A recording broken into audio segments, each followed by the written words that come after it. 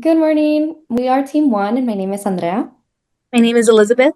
My name is Linda. My name is Luis. And today we'll be talking about our four chosen data sets.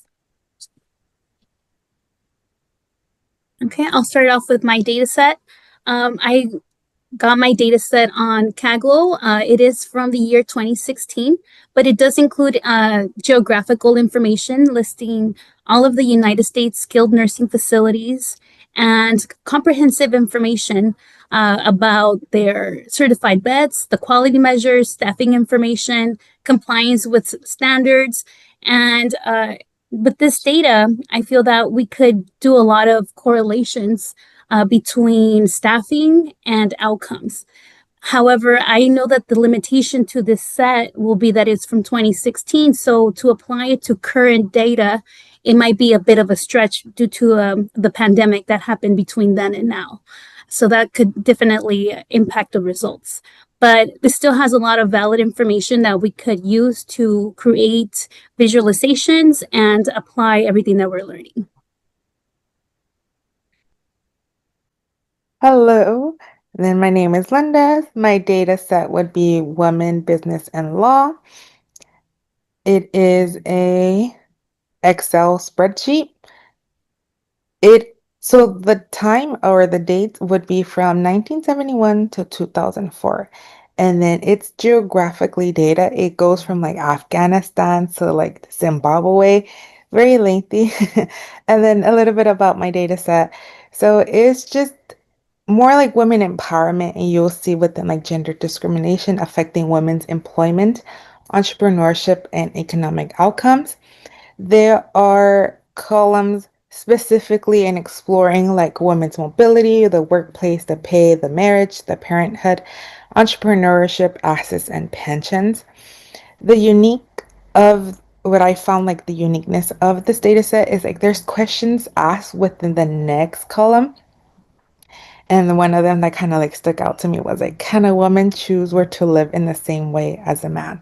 And then there's kind of questions similar, like, can a man or can a woman find a job as easy as a man? I was like, wow, like that's interesting. And then across the country, it's either a yes or no, but it's just examining the business laws or the laws of what a woman laws of women. And then a few questions that we can ask is how has the woman business law impacted or influenced over the years? Like, how has it changed? Which countries have the highest or lowest in women business laws? From like, again, like Afghanistan to Zimbabwe, we can explore what countries.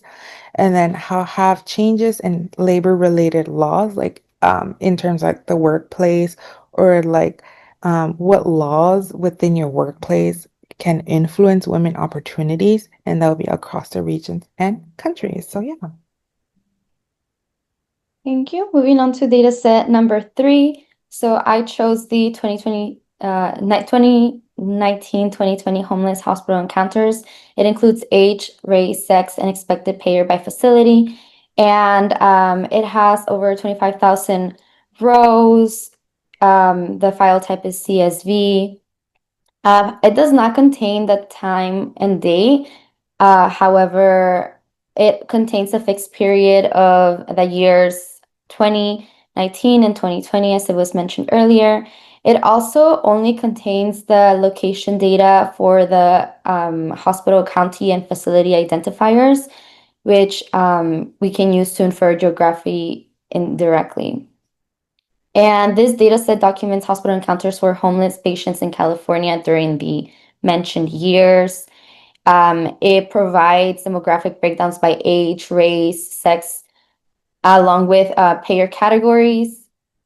And this data set makes it possible to analyze how facilities characterize demographic groups as well as payer mix and how that is associated with hospital encounters among the homeless populations.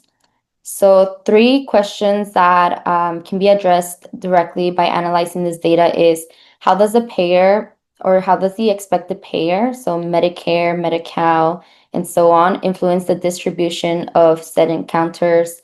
2, are counties with designated primary care or mental health shortage areas associated with a higher level of hospital encounters for homeless patients.